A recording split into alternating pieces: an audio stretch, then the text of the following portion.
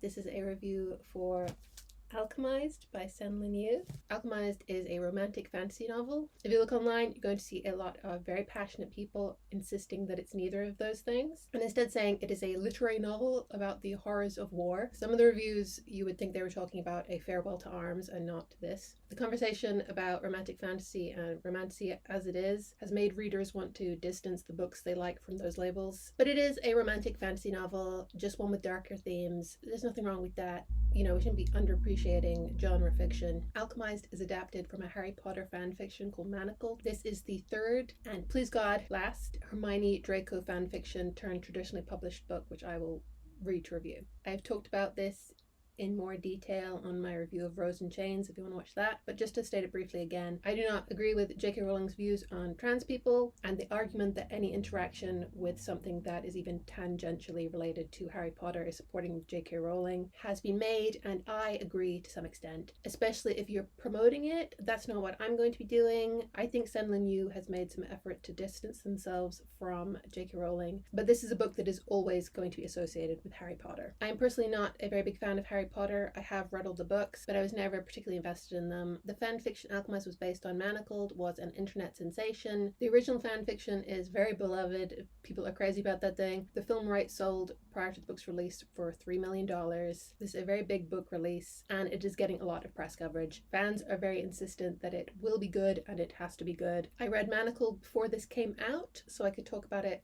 in the review. So while I'm not going to review the fanfiction, I will mention it to contrast and compare. Helena, our protagonist, is an alchemist healer living in the city-state of Palladia. She wakes up from a form of suspended animation, and we are told that the war resistance she was part of has failed. We immediately get off to what I thought was a bad start with the unintentionally funny opening line, "Helena wondered sometimes if she still had eyes." Something about that really cracked me up. Very odd way to start a book. Helena was a member of the Order of the Eternal Flame, a group led by Luke Holdfast, the monarch of Palladia. They were fighting an order of necromancers who were attempting to overthrow Luke's rule as leader. The necromancers have been using an army of reanimated corpses called necrothralls to fight. They are led by High Necromancer Morrow, who has been granting immortality to his most loyal followers, the Undying. His followers are guild members, the ruling class of Palladia, noble families, each specializing in the alchemy of a different metal. It is a very exposition-heavy book, and the exposition is sometimes inserted at strange times. You will be reading a scene of Helena being tortured, and somehow it will segue into a 2-page explanation on trade. Helena is now a prisoner, and Luke Holdfast and everyone she knew in the Eternal Flame is dead. She is missing memories of the last 2 years of her life, and when her captors examine her, they find that a magical mental block has been placed on her that is so sophisticated they are unable to undo it or find out how or why it was done. Her access to her resonance is cut off by manacles around her wrists. Resonance is the alchemized version of magic. Only some people have it in their bodies. It is rare in other countries, but not in Palladia. The element limithium is what creates resonance as it binds all the 4 elements. This is maybe not important to know, but I wanted to mention it as limithium has big unobtainium energy from Avatar. Alchemy is normally used to manipulate metal and inanimate objects, but through necromancy it can be used to manipulate the dead, and through vivimancy it can be used to manipulate the living. The practice of necromancy and vivimancy is illegal and immoral according to the faith of Palladia, as they believe it can only be performed by a person with a defective soul or spirit. Helena herself is a vivimancer, which is a rare gift. Although it is looked down upon, she was allowed to use her powers of vivimancy as a healer for the good of the resistance. Morrow has many followers, but the strongest is called the High Reeve. His identity is not known, but he is a necromancer who can kill people without touching them. So much exposition. Helena thinks back to her motivations for coming to Palladia. She is from the southern island of Etrus, a place where resonance abilities are less common. She immigrated to Palladia when she was 10 to attend the Alchemy Institute. While she attended school, she befriended Luke Holdfast. His family sponsored her education, which was seen by the guilds as denying one of their own a place at the Institute. Luke Holdfast's father, Principate Apollo Holdfast, was killed, leaving Luke as his heir at only 16. The guild saw this as a good time to overthrow the Holdfast's rule. The Holdfast rule was based on divine right. There is a myth-making around the idea that they received their power of pyromancy as a gift from the sun. The guilds, who are very clearly based on the pure blood families of Harry Potter, are the aristocracy of Palladia. They oppose what they see as the Holdfast's stifling of scientific progress, industrialization, and the development of alchemy. enemy. The Resistance and the Holdfast saw the war between them and the Necromancers as a holy war of good versus evil, but Helena's motivation was more based on her belief in Luke as an individual, though she does seem to believe in the faith and the idea that the Holdfast have a divine right to rule. There is a lot of exposition in this part of the book, and honestly all of the book. Even though it is 1,000 pages, it starts at the end of a war that has to be explained. And it is a 1,000-page long book based on a fan fiction that was already almost 1,000 pages, that had the benefit of 7 books worth of Harry Potter backstory to rely on for its plot and story structure. Inevitably, it is going to read like a form of fan fiction that has been patched for holes left after the original lore has been taken out. I think if you've read Manacled, you are going to subconsciously or consciously fill in a lot of the blanks left in the book. A lot of the character motivation and character relationships are quite thin, and I found myself thinking, I know what Harry Potter character this is based on, and I can just use that character's motivation to kind of bridge the gap. Back in the present timeline, Helena is being isolated and experimented on as they try to unlock her memories, but whatever has been done to her is technically impossible according to the specialists who examine her. They presume whatever has been hidden is important, as such lengths have been taken to cover it up. One of the alchemists examining her is called Shizeo. He is from the Eastern Empire and is a former member of the Eternal Flame who has turned traitor. Helena cannot remember him from their time together in the Eternal Flame, but he will be important later. Even from this introduction, it is obvious he's not a traitor but a double agent. Shizeo suggests they use animancy, alchemized version of Alchemised, what is it called in Harry Potter? Which is the ability to read people's minds and view their memories. And who is an expert on animancy? The High Reeve. The High Reeve is Draco. If it wasn't obvious by now, the High Reeve is a man called Cain Farrow. He lives on a crumbling estate called Spirefell with his wife Aurelia. Helena is then sent to live with the High Reeve. Helena is imprisoned in Spirefell and is subjected to animancy performed on her by Cain. This involves her memories being forcefully viewed. It is described as being very painful, and the first time it is performed on her, she tries to kill herself immediately afterwards. But their High Reeve says she's not allowed to die until her memories have been revealed. While she's imprisoned in Spirefell, she's also regularly visited by Stroud, who is an alchemist who is overseeing the extraction of her memories. Stroud recommends that she is let out of the house to go on walks around the estate of Spirefell in order to improve her physical condition. On one of her walks, Cain allows her to read a newspaper. The headline is about her capture, and she thinks that the High Necromancer is attempting to use her as bait to see if there are any Eternal Flame members left that might be lured out of hiding in an attempt to save her, and also lets her read an exposition-rich article that gives us some background on Cain's family. The newspaper says that Cain's father was killed for defying the Holdfast regime, and that Cain was falsely accused of killing Luke's father, which was kind of the Franz Ferdinand getting shot moment that started the war. She conveniently carries on reading the newspaper and comes across an editorial article about the loss of alchemists during the war. The article is proposing the idea of sponsored births. This also happens in the original fan fiction. After the war, the Order of the Phoenix women are made unwilling surrogates. I will talk more about that later. Stroud comes to visit Helena again and wants Helena to be part of this sponsored births program, which is really a forced impregnation program. Helena cannot be part of this scheme though, as she is sterilized. Why is sterilization a plot point in 2 of these books? Some of the overlaps between all these Dramini books are very odd. I made a little Venn diagram for it. Helena's sterilization was a condition of her being allowed to live in Palladia whilst also being a vivimancer. The faith, Palladia's religion, had a program of doing this to all women who could potentially have children who were vivimancers. So they were doing eugenics. There have been plenty of hints up to this point that the Holdfast's rule was not as cut and dry good as Helena suggests, but this is a big hint here. Helena is insistent though that Luke didn't know about this and wouldn't have approved if he did. Helena and Cain are left together after Stroud leaves, and Helena asks Cain if he really did kill Principate Apollo, Luke's father.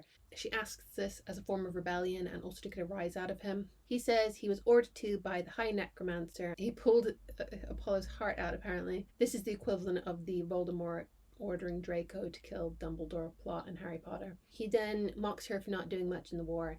This is a big theme of the book, how people undervalue her as a healer. Helena manages to recover a memory on her own in her dreams. I forgot how much of this the first part of the book involves dreams of Luke and her. They are on a rooftop talking. He's smoking opium and flinches when Helena tries to touch him on the shoulder. This is the first hint that's in the 19 months worth of memories that Helena is missing, that her and Luke's friendship had deteriorated somehow. The writing style of Alchemized is very flowery. You'll like the prose if you enjoy similes. It's fairly well written, I'd say, in part one at least. If not particularly distinctive, there is a lot of repetition of words and phrases, though, that I think an editor should have picked up on. Like, curled up like a spider, and when somebody says something cruel to Helena, if he struck her, it would have hurt less. That's said 3 or 4 times. Also, the phrase, she gave a, is used endlessly, like she gave a startled cry, she gave a breathless whimper. Alchemized is so long. For comparison, here is Alchemized, 1,024 pages. Here is Ulysses, a famously very long novel, and this is only 918 pages. I was going to compare it to Infinite Jest, but I don't have a copy of Infinite Jest. I felt myself editing it as I read it, mentally crossing out words and sentences that were superfluous. Writing it is sometimes, often, more impactful if you are direct and concise, and the extra adverbs and descriptors are just weighing down the sentences. It's all description all the time. You rarely see this kind of indulgence with an author who isn't at the same level of fame as like Stephen King, where publishers will be like, you've written another 1,000-page novel? Whatever you say, Mr. King. One day while Helena is exploring Spirefell, she overhears an argument between Cain and his father. According to the newspaper, Cain's father is dead, but really he is a lich, and his soul is inhabiting a corpse. Unlike the Necrothals, who are mindless, liches are corpses which have souls placed inside them. The souls are limited by the abilities of the corpses, though. Cain throws a party for the winter solstice. During the party, Helena is visited by a man named Lancaster. He talks to her as if they have met before, but she has no memory of him. Cain comes to take Lancaster out of her room, and Helena uses this as an opportunity to sneak out of her room and see the party. She sees Oriella kissing another man and realizes that she's having an affair. As she watches the party, one of the guests brings forward a family of prisoners, including children, to torture and kill for entertainment. Cain refuses to let him do this and instead just snaps all their necks. How is he going to recover from that one? It's never mentioned again that he kills children. After the party, Cain and Aurelia both leave for a few weeks. This gives Helena more freedom to explore the estate and the grounds of Spirefell. Spirefell as a setting is quite important in the first part of Alchemized, and there is a lot of description of the architecture and the oppressive feeling of the house. At its best, these descriptions have a kind of gothic novel feeling, but it's missing the kind of lavish elements, and it's too self-serious to have any of the campy, operatic melodrama of a gothic novel because it's so relentlessly dour. White room syndrome is a buzzword writing advice that seems to be leveled against any book you don't like recently. Alchemized has the opposite of white room syndrome. Every location, no matter how unimportant, must be described in detail. This goes for people too. Aurelia comes back from her trip early and brings the man she's having an affair with, who Helena now recognizes as Lancaster, the man who came to her room during the party. He corners her one day, and we're told the reason he thought Helena would recognize him when he first came to her room was because he was actually the one to capture her. He thinks because of this, he should have been the one to keep her captive. He assaults and attempts to kidnap her, but Cain stops him by beating him to death. Oriella is so jealous of the attention Helena is getting from her husband and even got from her lover that she tries to blind Helena, but Cain interferes and is able to expertly fix her eyesight, revealing that he is also a skilled healer. Moreau calls for Helena to be brought to him. When they visit Moreau, he looks noticeably more decayed. He thinks that Helena hid her own memories and that she is an incredibly powerful animancer. He is unimpressed with Cain's progress in unlocking Helena's memories and tortures him in front of her. They leave and return to Spirefell, and when they return, Helena decides that this is a good time to interrogate Cain about the recent murder of the Undying. Through reading the newspaper, Helena has been keeping track of the ongoing assassination of Mora's most high-ranking followers. The Undying are meant to be invulnerable, but someone is killing them one by one, so they are all paranoid and on high alert, installing extra security measures and precautions. Helena suspects that Cain is covering up even more deaths of the Undying, because the deaths are weakening Moreau somehow, as he is the one who created them and his strength is connected to them. She's also figured out the real reason for the forced pregnancy repopulation program. Morrow is engineering the perfect vessel for him to transfer his consciousness into as a lich. She explains all this to Kane in a long speech, and I was thinking, girl, why are you telling him all this? But he regularly reads her mind, so it's not like she can hide it from him. The misery is unending as Stroud comes to examine Helena and tells her she has worked out a way to undo her sterilization. Helena will be forced to have a child who will be used by Morrow as a lich to transfer his consciousness into. Okay. The relentless misery that is inflicted on Hermione and now Helena is, I think, a big part of why so many people think that Manacled / Alchemized was not just a book, but literature. Something important, a modern classic. People say that. I think of it as like the Little Life effect, a book that was so incredibly sad that it took me a long while to realize it was awful. People are more insistent that something is deep when it's sad and associate relentless misery with seriousness and therefore worthiness. I think the relentless torture of a character just adds to the fanfic feeling of the book. Same with A Little Life, that felt like reading fan fiction to me. Also, I have to mention the second inspiration behind the original fan fiction Manacled. Manacled was a fusion of Harry Potter and The Handmaid's Tale, specifically the TV show, which is a good first season and then it's just... In Manacled, there is a fertility crisis among the wizards, much like the fertility crisis in The Handmaid's Tale, and this is used as justification for the enslavement and forced impregnation of women. If you think taking the wizard children's book Harry Potter, blending it with brutal feminist dystopian masterpiece The Handmaid's Tale, and making it a sexually explicit fan fiction sounds kind of insensitive and tactless, I'm not gonna dissuade you from that opinion. A lot of people online are going to tell you that the handling of this subplot in Manacled is sensitively done and masterfully written, and that everything is handled with care and respect. I would disagree. It is often not. I don't think it was handled well in the original fan fiction, and it is toned down here, but it's still not handled well in Alchemized. Stroud says that Kane has been chosen to impregnate Helena, but if after 2 months she is not pregnant, she'll be sent to what is essentially a brothel. There are 2 sexual assault scenes that happen after this. They are unpleasant to read. Both Kane and Helena are forced to have sex with each other. I think you can write whatever you want for whatever reason in fiction, but if you want to take this moral high ground and say, actually, this is a very serious reflection on sexual violence against women, and I'm purely depicting it as it is integral to a story that is highlighting real-world misogyny, then you have to be very careful about how and why you are depicting sexual assault. In the second sexual assault scene, Helena is given a magical drug that makes her unwillingly physically aroused. It is not sensitively written. It is not a harrowing depiction of a possible real-life scenario. It involves magical drugs. This is a very popular fan fiction trope, and it is the second sexual assault scene we are shown. What was this scene needed for if not shock value? Helena does get pregnant. Kane gets drunk and kisses her. He eventually pushes her away, but she has this overwhelming sense of guilt at enjoying the kiss. They have this big argument where he is belittling her. She starts to mentally crumble from all the abuse she has been through and the pregnancy and these feelings of sympathy she is starting to have towards Kane, and eventually the mental block on her memories breaks.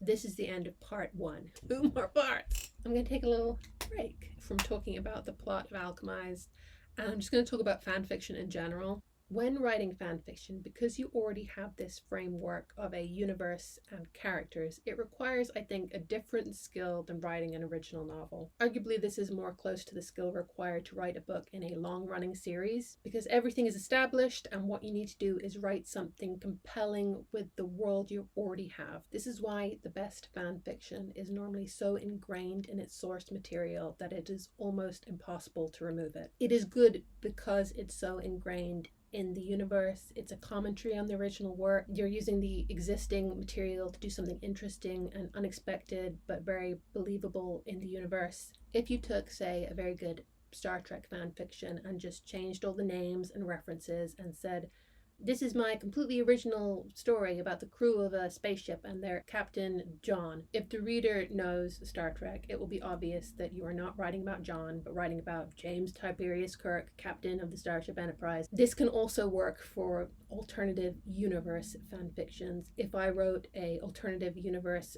fanfiction where Lestat de Lancourt is not a vampire in New Orleans and is instead a particularly cutthroat principal dancer in the Paris Opera, if I have done a good job of characterization and using elements of and making references to the original world, it will make it a better fan fiction, but it's going to make it harder to make it a good original story, because even if you remove it from its original context, it will be pretty obvious it's about Lestat. It's why so many fanfic to traditionally published books before these recent Harry Potter ones have been based on fanfics where the original world is not important or referenced very much, where the characters are not so recognizable and the writing doesn't comment on or expand on the source material, and often is therefore not very good fanfiction, but is the easiest type to modify into an original book. If you do take fan fiction that is well characterized and has something to say about the original work and edit it thoroughly enough that no trace of the original source material is left, then by removing all the background and characterization that is specific to the original property, you are probably removing the elements that made the fanfic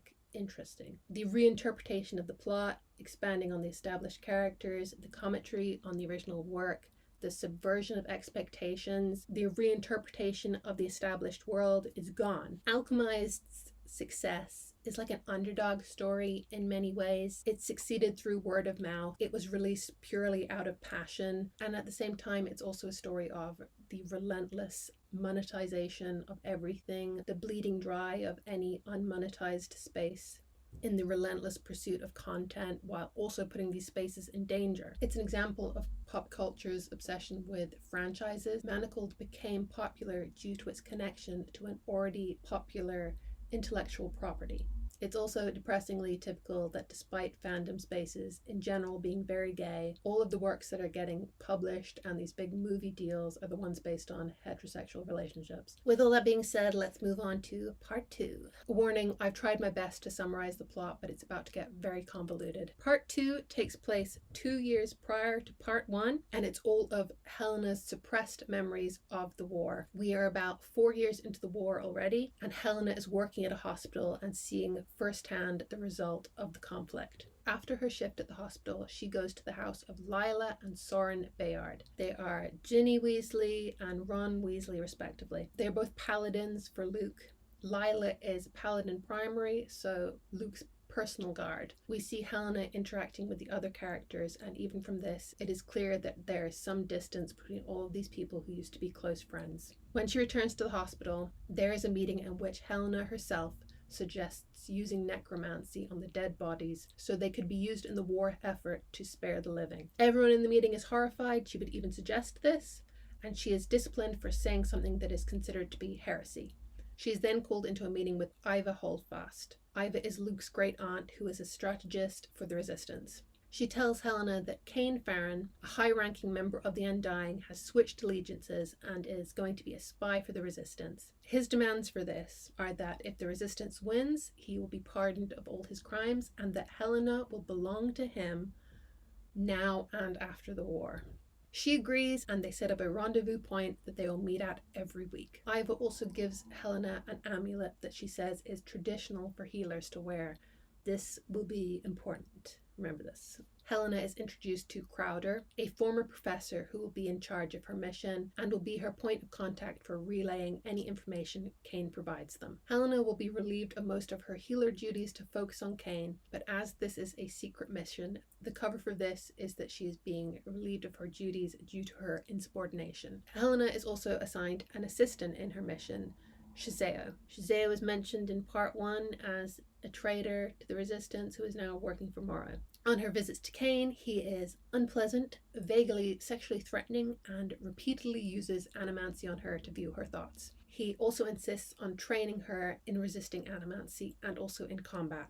Helena presumes that Cain will eventually betray or double-cross them, and so does Crowder, who sees Cain's help as a means to his own end, which he thinks is overthrowing Morrow so that the Pharaoh family can take control. Helena often collects plants to use as medicine, as the Resistance has dwindling supplies, and while she's out foraging, she sees a chimera in the forest. Making chimera was thought to be impossible, but the guilds have perfected it and are making more of them that will be used to fight the Resistance. On one of Helena's visits to Cain, he is missing an arm, which he assures her will grow back. He lost it during a duel. In winning the duel, he gained a new position in the Undying Army and control over new territory. Cain tells Helena that Morrow will be leaving Paladia for a few days, and this will be the perfect time to stage an attack on the guild's factories, where they are making the chimera. The attack is a success, but all Helena sees is the fallout of the injured in the hospital.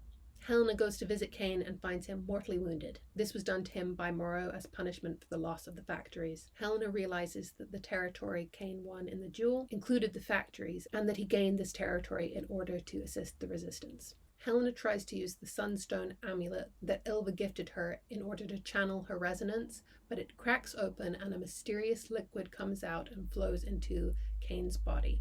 This seems to save him, but Helena is confused as to what happened. Cain is going to die without Helena's continued help, so she says she will visit him every day in order to heal him. While she treats him, Helena tells Cain about her father's death. She was working at a hospital when it was attacked by necromancers. All the patients and staff were killed, including her father, who was a surgeon. But she survived, and this is when it was discovered that she was a vivomancer. While the prose is sometimes nice in the first part of the book, part 2 is more reliant on dialogue, and the dialogue is at best functional. I like there to be a focus on conversation in romantic books, interesting and complex dialogue where people's personalities come through in the way they speak, in the language they use. But a lot of what the characters are saying in Alchemized is like stock phrases, like "you're a monster" and "who did this to you? Good will triumph over evil. I bet you say that to all the girls." It's not distinctive to the characters, and apart from the stock phrases, it's overwhelmingly just people barking jargon-filled exposition at each other. Helena finally talks to Luke in private, and he asks her about why she suggested using necromancy to the council. This has been kept a secret from Luke. This is a theme in the book, that a lot of the more morally questionable and dubious parts of the war are being kept secret from Luke. But he has finally been told, and he says she was wrong to suggest this, but he knows that she has been under a lot of pressure. Helena's relationship with Luke is a lot of her motivation. He is obviously the Harry Potter character. We are told they had this deep friendship, but we never see it. We only know about this friendship in retrospect. In part 1, he is dead, and in part 2, they are 4 years into a war, and their friendship is already very strained. In Manacled, we have the 7 books of Harry Potter as context for their relationship, but we don't have that here, so their drifting apart is not impactful as we don't understand their friendship and we don't see what they're losing. Crowder is doing secret torture war crimes and asks Helena to assist. Helena has to perform an autopsy on a former professor of hers who has been held prisoner by the Undying. They had been experimenting on her to try to block out her resonance, but she had died in the process. They had been using a combination of metals that the Resistance has had a hard time identifying. Shiseo asked for a sample of the metals. The component of the alloy that they could not identify is a metal from Shiseo's country that is meant to be only used by the royalty, meaning that Shiseo has a connection to the Eastern royalty and also that a member of the royalty sold it to Morrow. This seems like it's going to be a big plot point. It is not. They call this alloy that can block resonance nullium, also big unobtainium energy. Helena goes to speak to Ylva about her progress on testing the metals with Shiseo and also speaks about her progress with Cain. Helena thinks that Ylva will be happy with the rapport she has developed with him, but Ylva says that Cain moving up the ranks in the Undying means that he's gotten too powerful and is now more useful to the Resistance dead than alive. Ylva says that he would have died already without Helena's interference, and she questions why and how Helena managed to keep him alive, and Helena reveals to her what happened to the amulet and how it saved Cain. Ylva is outraged by this. Helena is quite rightly baffled by her anger, as everything that she's been told prior to this implied that Helena should be doing anything in her power to keep Cain alive, and that his life was worth more than hers. Ylva had given her this powerful object without telling her what it did and in what circumstances she was allowed to use it. We need some more exposition to understand the source of her anger. It's very awkward to have this setup where someone has to say, oh, I am very angry with you, but to fully explain just how angry I am, I need to regale you with a little tale. This happens twice, where Ilva says, do you know the story of the stones of the heaven? Do you know the story of Riverside? The story of Riverside is about an evil necromancer from centuries past who killed everyone in this city, but the holdfasts were given a stone from God to defeat him. Ilva reveals the evil necromancer was really a vivimancer, and he told all his followers he could give them immortality, and he did so by creating a weird substance with all his followers' souls. I'm picturing that orange LCL liquid from the end of Evangelion. The vivimancer then used this liquid to bring everyone back from the dead, but after he did this, the holdovers killed him and all his followers, and everything was destroyed, but this stone was left behind. In the Faith's version of this story, this stone was created by God, but really it was created by this evil vivimancer. So many questions. It's pretty obvious that the evil vivimancer, necromancer, is going to be Morrow. Why has Ilva given Helena the Palladia equivalent of the Holy Grail, just being like, do me a favor, hold on to that cup for me, would you? What is it? Don't worry about it. And now she's furious that someone has been allowed to drink from the cup. Everyone in the Resistance thinks that this stone was gifted to the holdfasts by God, and now Helena is discovering that her entire religion is essentially a lie. Ilva wants Cain dead, but after Helena begs, she gives her 1 month to prove Cain's worth. Helena is invited to a party the Resistance is throwing and reluctantly attends. Everyone in the Resistance is in a very jubilant mood because they think that their recent series of triumphs in the war are all due to their faith and that it's a sign that the war is nearly over.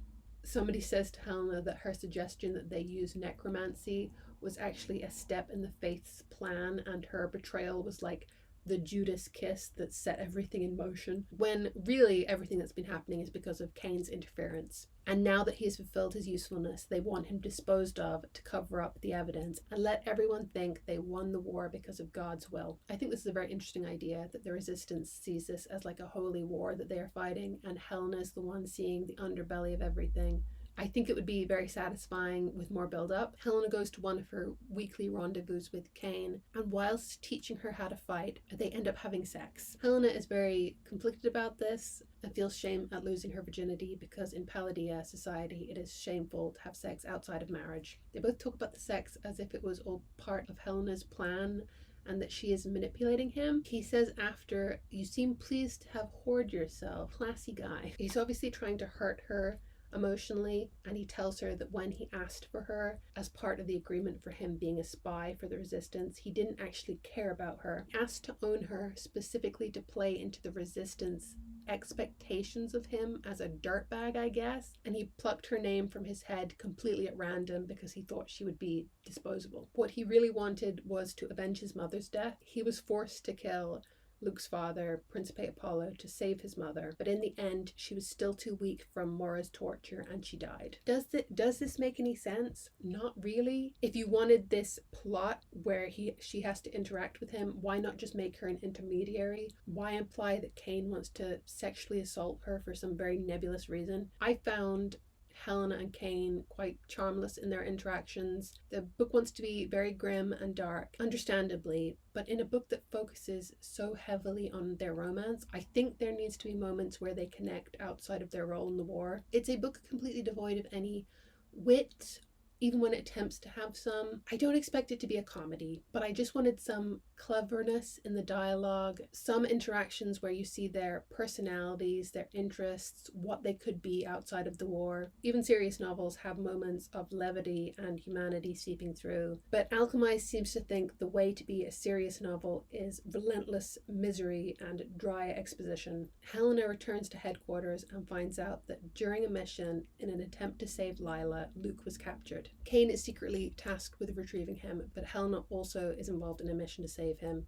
They find Luke, but during a confrontation, Soren dies. Helena initially tries to save him, but he dies, and she revives him with necromancy so that he can help them fight off the necrothralls that have surrounded them. They are eventually overpowered, but Cain saves her and everybody else at her assistance. His identity is hidden. She is then taken to Cain's fancy residence in the city. They have this conversation about not wanting to be alone. They have sex again, but this time it's more romantic. He apologizes for being so cruel, but says it was part of his strategy, whatever. They're now making these big declarations of love to each other. There are a few chapters of their relationship, but it's all kind of inane, typical, you're mine, I couldn't live without you stuff. I don't really believe it. I believe that these are two people who would have a very regrettable, messy affair due to their circumstances and proximity, but I do not believe that they would have a long-lasting relationship, just because it hasn't been set up very well. Luke and Helena's friendship is quickly deteriorating. He is suffering from the after effects of Morrow's experimentations on him, and is also furious with Helena for using necromancy on Sauron. Luke and Lila have been in an open secret relationship, and now she's pregnant with Luke's baby. They say that she has an infectious disease and must quarantine in order to hide it from everyone in the Resistance, including Luke. The Undying have made a bomb with the Nellium and drop it on Palladia. Helena is sent to the front lines to help with triaging patients and almost dies, but Cain saves her again. Nellium is the metaphorical nuclear weaponry in this war, and the fact that as the war goes on, both sides become more reliant on bombs seems to be a reference to World War II. When the Undying's bomb is dropped on the Resistance hospital, there's a lot of descriptions of the dust that lands on everyone that contains the Nellium. Radiation fallout from nuclear bombs leaves a layer of dust on everything. Cain tells Helena that if she dies, he will kill all the members of the Eternal Flame. This is very romantasy, like for a book that people are insisting isn't romantasy, men saying, I will commit war crimes if you die, is like the height of romance in romantasy books. Helena returns to the Resistance headquarters after a month of recovering with Cain, and she and Shazeo figure out how to use obsidian to kill the Undying. She develops an obsidian and Nellium bomb to drop on the Undying. The bomb is described as being the size of a small child. The atomic bomb that was dropped on Hiroshima was called the Little Boy. Maybe that wasn't intentional, and I hope it wasn't, but there are a lot of references to World War II in Alchemized, and it seemed intentional enough that when I was reading this, I said out loud, oh no, no, no, no. Is Helena Oppenheimer in this situation? Are we meant to think she's justified in dropping the magical nuke? Allegory is a big part of fantasy and fiction in general, but a lot of this is too direct a comparison to real world events, and the morals of everything that's happening in the universe of the book are way too messy to be making these direct references. What the Resistance presumes is the final battle is approaching. Cain and Helena meet up one last time to arrange to flee Palladia once it's over. Helena then visits Lila, who she's been caring for during her pregnancy, and Lila tells her that she's actually told Luke about the pregnancy and the fact that Helena has been helping her and the baby. Helena is confused by this, as why would Luke let Helena treat his child but not let her anywhere near him? She then goes to speak to him, but instead speaks to his healers, who talk about his ongoing problem with brain fevers. She realizes that Luke's symptoms are similar to her dad's before he died. The hospital attack he was killed in was actually an experiment to create liches out of living bodies. Liches can only be made out of dead bodies, but they degrade. So when Luke was captured, this was actually an attempt to put Morrow's consciousness into his body. Helena thinks he's going to be like the Manchurian Candidate. He's like an unknowing sleeper agent for Morrow. And while she's talking to him, she realizes that the transfer of Morrow's soul was successful. He has already been turned into a lich and has actually been Morrow for months. Is this making any sense? I'm not sure. Morrow in Luke's body then tells her his real name is Cetus. Cetus was a holdfast and the necromancer who made the magic sunstone. Remember from earlier? Morrow in Luke's body got Lila pregnant to use her child as another living lich. Like in part 1, where Helena's child is going to be a living lich. He is doing all this to spite his brother. His brother is Orion Holdfast, the first Holdfast ruler of Palladia from centuries ago. There's some serious evil monologuing going on. Helena says that if Cetus lets her speak to Luke, that she will tell him how to create obsidian. Anyway, he agrees to this for some reason, and Luke uses this moment to kill himself so Morrow can't have his body. Just roll with it. The battle is still going on. The Resistance is badly losing. The headquarters have been captured, and Helena is almost killed, but is rescued by Cain, of course. After many days of recovery, she wakes up. Cain tells her the Resistance has lost the war and insists she leaves Palladia, but Helena wants him to go with her. Helena demands that before she goes, Cain rescues Lila. He does, but rescuing her blows his cover as he's logged as being the last person to visit the lab where she is. And when they go and check the records after she goes missing, they'll see his name. I don't know. Helena asks Kane to bring her Shiseo so that she can teach him how to make obsidian before they leave, but she's going to use this as a cover to sneak out and destroy the lab so Kane's treachery won't be discovered. Shiseo and her say their goodbyes to each other, and he tells her that he's actually royalty and the brother of the Eastern Emperor. This goes nowhere and is never mentioned again. She then manages to sneak into the lab, destroy it, and is then captured. Everyone in the Resistance is captured and tortured in this public display. In the fanfiction, this is like the big shocking scene, and has a bit more of an impact because you were reading about Ron Weasley being flayed alive while Molly Weasley watches, and all the Weasley brothers' body parts are like hanging from hooks on the ceiling. There's more shock value in that, but it is over the top to the point of being a little bit juvenile, like a kid trying to tell a scary story and getting more and more ridiculous in an effort to be frightening. There's a haunted house, and inside there are zombies and vampires, and the zombies have a head on a spike, and when it opens its mouth, blood comes out, and spiders. I'm going to say that a lot of the original fan fiction's appeal comes from the shock value of it. The over-the-top brutality paired with these children's book characters. No matter how relatively dark the Harry Potter books got, the image of Harry Potter is still very commercialized and cutesy. I think of Harry Potter, I'm picturing those ugly little chibi dolls. So seeing him and the other characters brutally killed and dismembered is very edgy. It has some of the same appeal as like goth stoner edits of Disney characters, or those dark interpretations of children's cartoons that used to go viral. SpongeBob's town of Bikini Bottom is actually a result of a nuclear bomb, or Timmy and the Fairly Odd Parents is actually hallucinating his godparents due to lead poisoning. Does anyone remember those, or do I just sound insane? Back to the book. It's still gruesome. She's kept in a cage. Everyone else in the Resistance doesn't know that Luke is dead, so Morrow brings his reanimated corpse in front of them to do a little performance where he makes Luke beg to be made immortal, but Morrow says he is unworthy and kills him. I think this is an improvement over the manacled scene, as it's more of like a psychological torture for the Resistance. They don't know Luke is already dead and instead think he has betrayed all his ideals and then died anyway. Some of the prisoners are being taken to be put in stasis so their bodies can be used in the future. Helena knows that she will be interrogated and knows animancy will be used on her, so she blocks her own memories of the last 2 years, and she too is put in stasis. It's the end of part 2. Oh my god. I'm going to take another little break from talking about the book and instead talk about the cover art for the book. There has been some controversy about the cover. It is designed by an artist who openly uses and champions AI. She creates these kind of faux classical art paintings in which she uses AI elements to enhance them. It all looks like Renaissance painting meets airbrushed psychedelic van art. I know that sounds like it would be cool, but it's not. But the publisher is claiming that no AI was used. After the cover was already completed and revealed, people found out this fact and asked the publisher if any AI was used in the making of the cover. They said they asked the artist and she denied this.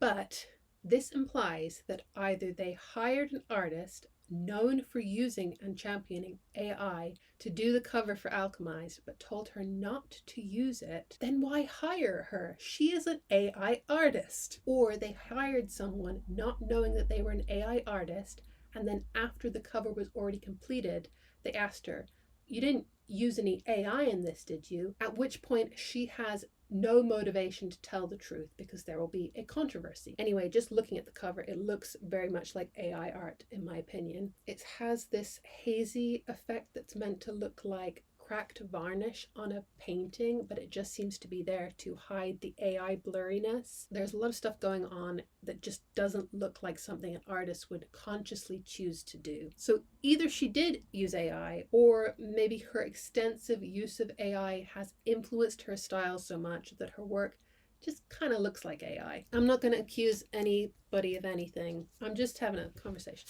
Part 3. Helena wakes up with her memories gradually returning. She is trying to reconcile her memories of Kane during the war and how he has treated her since she arrived at Spirefell. Cain tells her that he's being watched in the house and he has to be careful not to break his cover, so that's why he's been treating her so badly, but he thinks she shouldn't forgive him. I agree. Cain commits a massacre on Morrow's command, which prompts neighbouring countries to form an alliance to overthrow Morrow's rule of Paladia. They have not intervened up to this point because Morrow seemed strong, but now his hold is slipping. It is also revealed that Lila is still alive. She is living in Ettrus with her and Luke's son. Cain plans on sending Elena to Ettrus to be with Lila and to have her baby, but Helena won't leave without him, so they have to hatch a plan to recover Cain's phylactery bone, which is an actual bone that is his link to Morrow and what gives Morrow power over him. Also, Shazeo is going to help Helena escape. Maybe I'm thinking too conventionally, but I thought this was going to be the start of their quest to kill Morrow and overthrow the Undying. Redemption arc for Cain, anything. They don't go on a mission to get the phylactery bone. It's recovered by a character named Ivy, who was the sister of someone who died during their attempt to rescue Luke. She betrayed the Resistance because she was promised that they would resurrect her sister. She helps them get the phylactery bone to try and redeem herself. So much of the plot is centered around this character with like 5 lines of dialogue. I also thought Shazeo was going to play an important role in the ending. He's been an important and constant background character throughout every part of the book. He has this mysterious backstory and motivations. He is revealed to be the brother of an emperor. He has been integral to all of Helena and Gain's plans. He has to have some sort of payoff, right, where his role in the war and his background and his connections to the Emperor come into play. No, he just dies, the book equivalent of off-screen. Cain tells Helena, Shazeo died, by the way, and she's like, are you sure? And he's like, yeah, he was beheaded. Huh? What was all that build-up for? It felt like a TV show writing around the fact that an actor left the cast abruptly. Like, oh, it's too bad Shazeo moved away because his mom got that job in New York City. Shazeo is never mentioned again. Another character I felt was kind of done dirty by the plot was Aurelia. Aurelia is Cain's wife. When she was born, she was almost killed by her parents for being a girl, and then she was sold by her abusive father to Cain's family to be breeding stock. She's neglected, abused, and belittled by all the men she's ever known. Yes, she is sadistic and vapid, but that's because that's how the writer has chosen to portray her. As a shallow woman who only cares about furnishings and appearances, she's very feminine coded. And then her last appearance in the book is her being murdered by Cain's father. She has her throat slit. Helena after this points out that Cain very obviously goaded his father into killing her, and Cain admits to this, saying that she was an inconvenience. So essentially, this is a man murdering his wife, and we are meant to feel like, well, she had it coming. If the book was really about morally grey characters and situations, Aurelia should have been more than a cardboard cutout of an evil wife. There is also, of course, one final Helena torture scene. Cain's father thinks that Helena knows who the Undying spy was during the war. It was Cain. He thinks he can beat this information out of her. He thinks that after he tells Morrow this, Cain will be spared. Helena eventually tells him the truth, that Cain was the spy and that she was his handler. They need a sacrifice of a soul to break the bond between Morrow and Cain. Honestly, it's also convoluted. But Cain's father volunteers himself as a final act of love for his dead wife. So Aurelia does not get a redemption arc, but Cain's dad is allowed redemption by sacrificing himself. Insane. Helena and Cain escape Spirefell by flying away on Cain's chimera. Cain has a chimera, by the way, and they watch as Spirefell goes up in flames behind them. Cain actually thinks he needs to kill the chimera to avoid its detection, but can't do it. He says, I've killed so many people, but I'm stuck on killing an animal. They meet up with Lila and her son Apollo and live together on Ettrus. Helena gives birth to her daughter, Enid. They hear about the Undying being overthrown via newspaper. I presumed that they would be involved, but apparently not. Lila actually ends up being the one to return to Paladia. She sees the coverage of the war in the newspapers. Morrow has not been caught, and she's angered by the way the atrocities of the war are being underplayed by the new government. She goes back because she wants to kill Morrow herself. Helena actually tries to talk her out of doing the right thing by guilt-tripping her over the fact that she has a child, but Helena does reluctantly help her when asked by building a bomb. But Lila is the one who actually kills Morrow, and after she does this, she vows to rebuild Paladia and make sure no one forgets the horrors of the war. Only good character. Lila briefly returns to fetch Apollo and also tries to convince Helena to come with her. She wants Helena to help rebuild Paladia, to become a healer, make it known how instrumental they were to the resistance. Helena says, how can I do this while clearing Cain's name? Clear his name? Girl, he did all that stuff. You should not be clearing his name. You should be making him stand trial. You are harboring a war criminal. He is a fugitive from justice. Lila says, you can't clear his name. It'll never happen. I know you think he's a tragic hero with no choice, but he's done the most terrible things. People talk about Moreau, make jokes about him. But do you know who no one ever jokes about? The High Reeve. People look sick at the mere mention of him. His signatures and seals are everywhere. He was involved in everything. There was nothing that happened in the regime that Cain didn't know about. Helena says, well, that's the thing about being a spy and destabilizing a regime. You have to know about things. How else did you expect him to do it? He was a spy for like a year out of a decades-long war. He was instrumental to winning a few battles, but after the resistance failed, he went back to torturing and killing people on command, on the off chance Helena was still alive, because he knew he would need to be trusted by the Undying in order to rescue her. Lila says, I know you love Cain, and he loves you. I don't deny that. But I don't think you realize how inhumanly cold he is to anyone who isn't you or E. The rest of the world could burn, and he wouldn't care. I don't think he'd even notice. Is this really what you want? And she's right. He was committing atrocities to keep Helena safe. We see him kill children in part 1, and it's never brought up again. Maybe you could make the argument that killing those people was part of his long game, if he did anything at the end to defeat Moreau. But he doesn't. He just runs away. The most useful thing he does is fake his own death, because it creates a power vacuum. He was that instrumental to the dictatorship. My problem with how Cain is portrayed isn't that he's a bad person who isn't getting his comeuppance. Like, I want a morality play where everyone gets what's coming to them. My problem is the book doesn't portray him as what he is, a complex but ultimately bad person you can enjoy reading about and root for a complex but bad character, but instead it seems to think that he's a flawed, tragic, but ultimately heroic figure. Enid and Helena think if everybody knew what he'd done, the sacrifices he'd made, they would understand. If only the real story was in the history books. He killed all those kids. Lila and Apollo leave, and we skip forward to 4 years later. Enid has become very insular, as the life they lead means that she has to keep a lot of secrets, and also because she misses Apollo. But 2 weeks a year, Apollo and Lila come to visit them. Another 10 years pass. Lila leaves Etruss to move to Palladia to go to school and also to be with Apollo and Lila. When she arrives, she meets them and they visit a war memorial. Helena's name is not mentioned in the memorial, as she wants to pretend to be dead and unimportant to avoid people finding out about Cain being alive. Shouldn't make yourself smaller for a man. Cain is still seen as being a brutal war criminal, and Enid wishes that someday Helena's part in the war would be acknowledged and that Cain's name would be cleared. Okay. The book ends with a quote from a newly released book about the Palladian War. Helena Marino left the city at the start of the Palladian Civil War to study healing. She survived the war but died during imprisonment prior to liberation. She was a non-active member of the Order of the Eternal Flame and did not fight. This is like encapsulating what the book is attempting to be about, as Helena was important to the war, but the book dismisses her contribution because she wasn't a soldier. But she did not fight sounds odd. I don't think that's the kind of language they would use in a history book.